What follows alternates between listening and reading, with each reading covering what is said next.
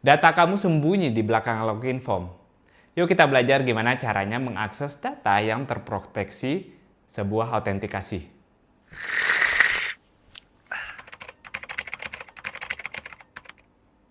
Jangan ngantuk teman-teman ya, karena kali ini kita akan mengintip tantangan dari website lain yaitu scrapingcourse.com. Kita akan lihat tantangan login yang mereka sediakan. Kita lihat halamannya di sini. Dan untuk insting pertama kita akan coba mengakses halaman loginnya langsung. Seperti biasa, kita install package yang kita butuhkan yaitu request dan juga beautiful soup. Dan sekarang saya sudah menyediakan script di sini, script get biasa untuk mengakses halaman loginnya dan ngecek dia berhasil atau tidak. Kita cek, menjalankan scriptnya. Dan requestnya berhasil, kita berhasil mendapatkan HTML-nya, tapi tentu saja yang kita dapatkan di sini adalah halaman loginnya itu sendiri, atau halaman seperti ini. Kita bertanya-tanya dong gimana caranya masukin formnya, input field-nya, dan juga ngeklik tombol submit-nya di sini.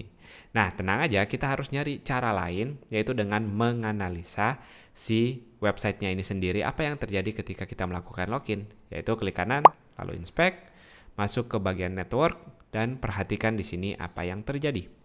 Saya masukkan, kita dikasih tahu di sini, contoh data email dan juga passwordnya. Kita klik login.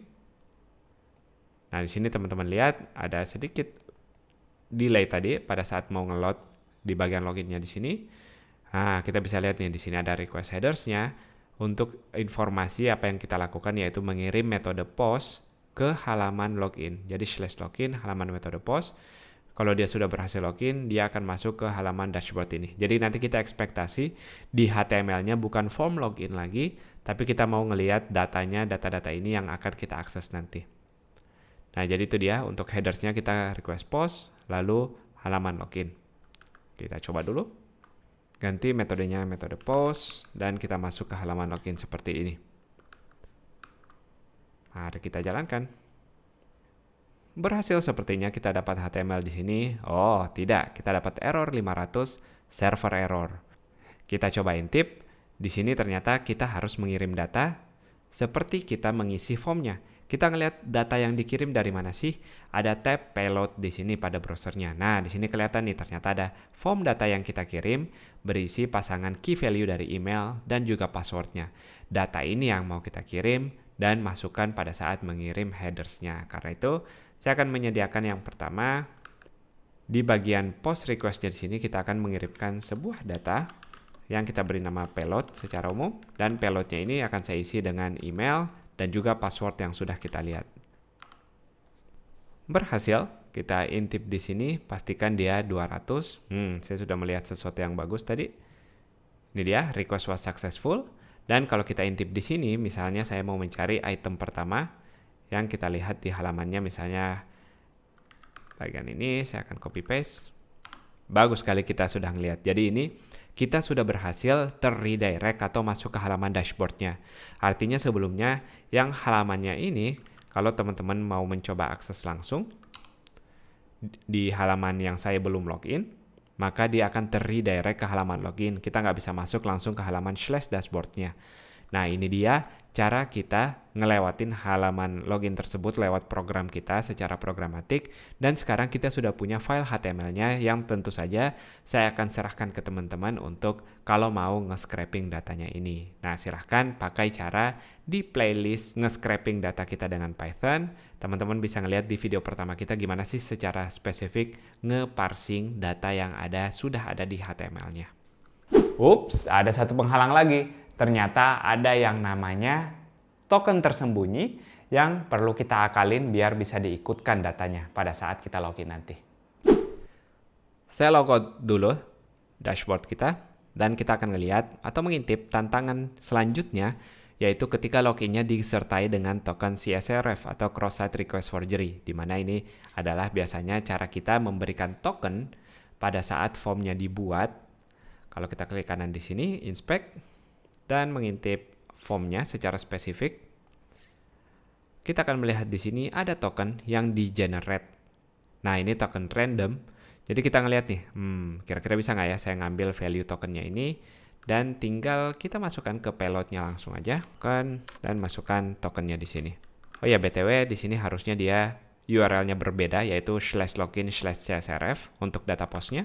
Berarti saya perlu mengupdate juga login csrf, dan kita coba jalankan.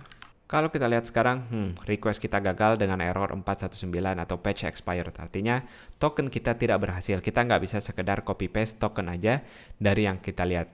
Lagi pula, pada dunia nyatanya nanti nggak mungkin kita harus ngebuka manual dulu, baru kita paste tokennya di sini. Tentu akan membutuhkan pekerjaan manual yang mau kita hindari. Sekarang kita coba bergerak mundur dengan ngelihat apa sih yang terjadi ketika saya mengirim atau melakukan login di halaman /login/csrf-nya ini.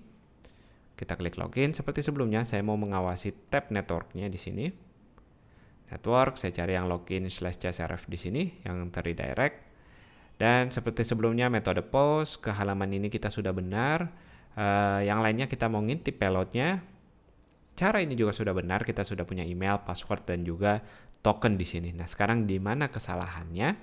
Yaitu tokennya tidak valid, makanya dia menandai halamannya sebagai expired di sini. Saya punya ide pertama. Sekarang kita coba dulu mengambil tokennya secara dinamis.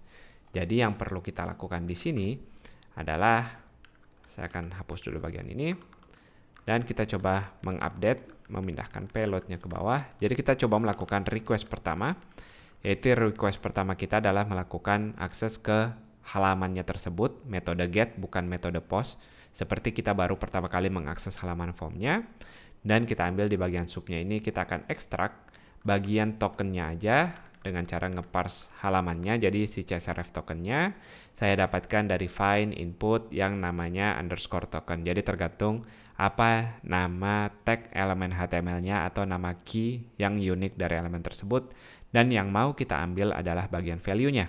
Ini saya simpan ke variabel csrf token. Kita cek dulu apakah saya berhasil mendapatkan csrf tokennya di sini.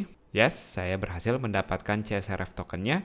Sekarang saya coba lanjut lagi, apakah bisa melakukan hal yang sebelumnya kita lakukan, bedanya tokennya kita udah dapat dinamis nih di sini, csrf token. Saya coba lagi. Gimana? Coba teman-teman tebak, berhasil atau tidak? Csrf token kita dapatkan. Mengaksesnya kita intip. Masih 419 atau masih error, halaman expired belum masuk ke dashboardnya. Gagal.